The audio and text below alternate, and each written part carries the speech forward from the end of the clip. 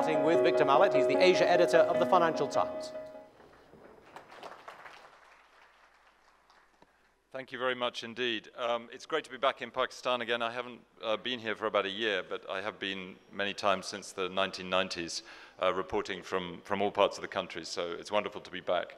Now, we're talking about connectivity. I'm not going to talk very much about CPEC because some of the other panelists, as you've heard, are going to address that issue. I just want you, I'm going to start by talking about another corridor in this part of the world. And that is the Asian Highway number 1. I don't know if yes, I can have the first slide. This is, I want you to imagine the border between Myanmar and India, where this ambitious project crosses the frontier. And the route is supposed to link Tokyo and Istanbul and Western Europe via Bangkok and Calcutta. You have to imagine that this is actually, as you can see, not a very big road that crosses the border there. The yellow bit is Myanmar, and the unpainted bit near you is on the Indian side. Now, Asian politicians talk a lot about infrastructure projects and about regional trade. In India, they call it Act East. The policy was previously known as Look East, so they upgraded it to actually taking action. Now, the reality, unfortunately, does fall short of the talk at the moment. So, you know, the AH1, Asian Highway number 1 signs are there, but the road is potholed. It's still served by these Second World War bridges put in by the British Army in the 1940s during the war against Japan. Trucks are actually forbidden from crossing the border with cargoes. Rebels and soldiers routinely shake down travelers and basically take bribes from them at informal roadblocks.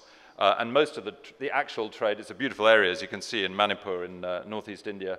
And that's the nature of the road that, as you can see, has yet to be upgraded. You can see it's not an easy place to take large amounts of cargo, and that's a road that's a truck that slipped off the rather bad road there at a corner, a refrigerated truck. But when you get into Namphalong on the Myanmar side, you know, there's a lively market. Lots of people come across on foot and with rickshaws, and they're exchanging goods. But most of the products there are things like betel nut, wheat flour, bleach. You know, these are very locally traded products, and it's lively, but it's not a big trade corridor at the moment.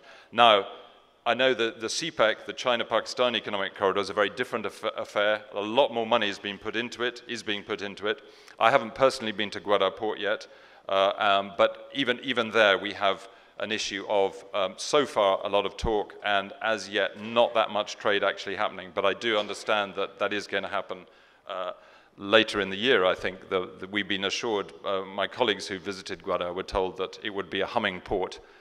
They visited it late last year. There were no ships there, but they were told that by the end of this year, it would be on its way to becoming like Dubai, Hong Kong, and Singapore.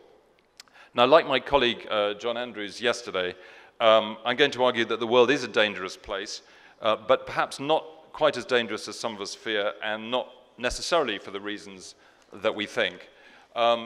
So the dangers are not just the obvious ones, the geopolitical crises like North Korea, the South China Sea, or indeed Iraq and Syria, where Donald Trump today sent 59 cruise missiles into a Syrian airbase in response to a chemical weapons attack that killed a lot of children. Now, these problems are very real, but I think there's a more immediate danger that has to do with the subject we're talking about today, which is connectivity, and that is the return of protectionism, the reversal of globalization that has lifted so many hundreds of millions of people out of poverty since the Second World War.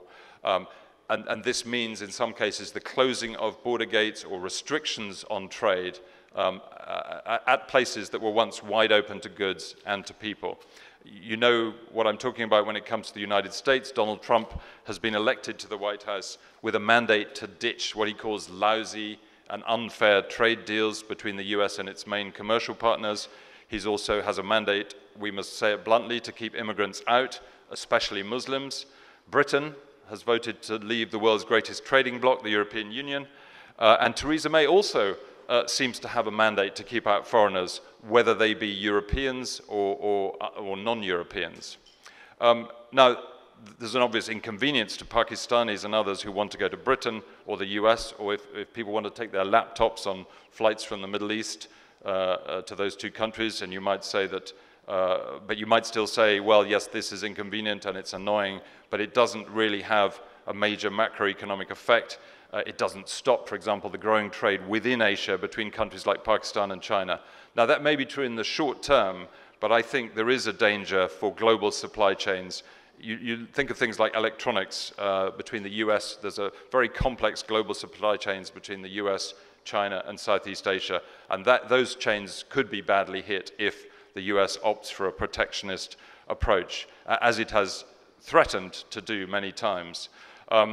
I think it will become clear soon that, that the trading relationships that are threatened by Britain and the US are not just very important as we start to try and move away from them, or as Western governments try and move away from them, but that the really important parts of these relationships are the trade with close neighbors.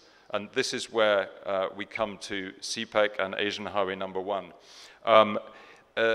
For the US, so far, the good news is that actually Trump has been mostly talk on trade and very little action when it comes to protectionism. In fact, one commentator the other day called it a policy of talk loudly and carry a small stick, exactly the opposite of the kind of policy you would expect.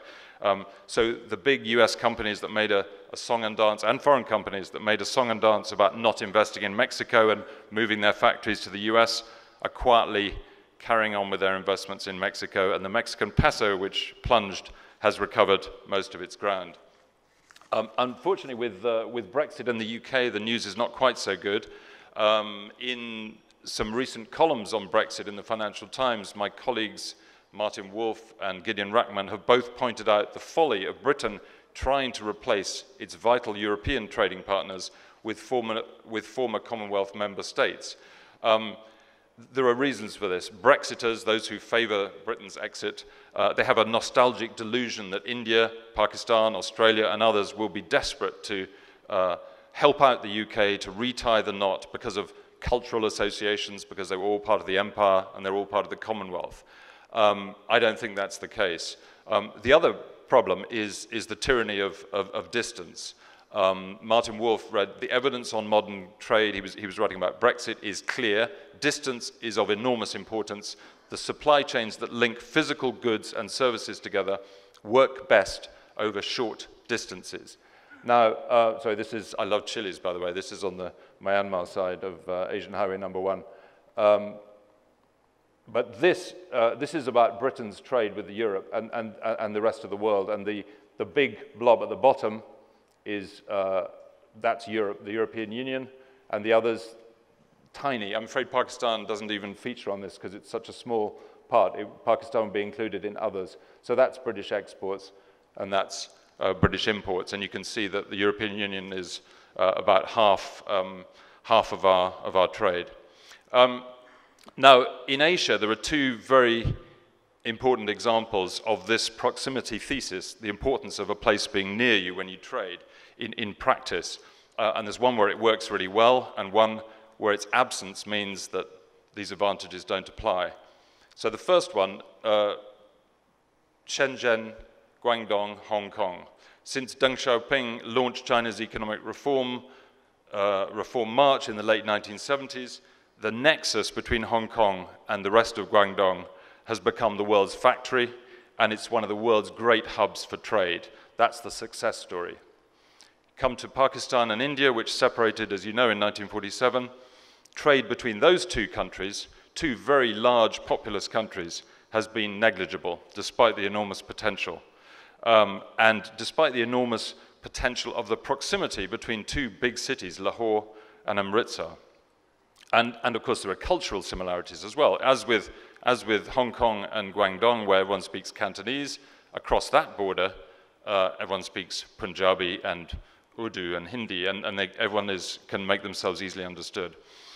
So when you cross the Wagah border between Pakistan and India, it's one of the world's quietest borders, and it shouldn't be. It should be the world's busiest. It should be like the border between Hong Kong and Shenzhen, Hong Kong and China, which is one of the world's busiest and is extraordinarily beneficial economically to the whole of that region. So I'll just conclude with a couple of thoughts. The problem with Asian Highway Number 1, this place, is that while the two are neighbors, India and Myanmar are neighbors, they're actually, the economic centers, the industrial centers, are far apart. So this part of India is a very remote part of India, and it's not near India's industrial centers, and it's hard to access. And the same is true on the Myanmar side. This is not the big industrial heartland of Myanmar. And I think the same is true of parts of China's New Silk Road. I'm afraid I think it's an awful brand name. One Belt, One Road is incomprehensible. It's incomprehensible in Chinese and in English, and it's now being rebranded as the Belt and Road Initiative, which isn't much better. But we know what it means. We can understand the economic concept. And it makes sense for China to get a new outlet to the sea for its trade from Western China via Pakistan. Now, there may be a benefit to Pakistan, provided the cost of servicing the infrastructure loans is not too high.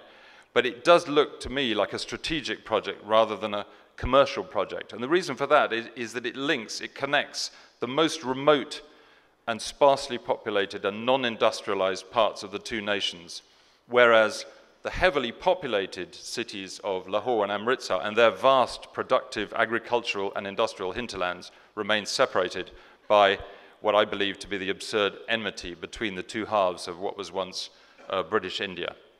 So to finish, because I probably overshot my time, have I? I'm not sure, my 12 minutes. We know that protectionism and deglobalization are serious dangers in the era of Donald Trump, as I mentioned at the start. And I think one reason we know this is because China, which has never been the most open of economies for foreign investors and exporters seeking to make money, especially in the domestic market in China, although it has been partly open. But China is now styling itself under Xi Jinping as the champion of global free trade, the champion of the global trading order, and indeed the champion of the world's battle against climate change. Now, this is obviously to be welcomed, but it is a bit of a topsy-turvy world when the US, which is the world's most powerful liberal democracy, has started turning nationalist and inward-looking, and China, which is a closed, monolithic, communist, and very polluting or pollution-heavy system, is speaking up for free trade and for the stewardship of the environment. And at the same time, Britain, the site of the world's first industrial revolution and once a great global trading power, is withdrawing from the very trading bloc that underpinned its prosperity for the past many decades. So all I can say is that I can't wait to see what happens, but I do wait with some trepidation. Thank you very much.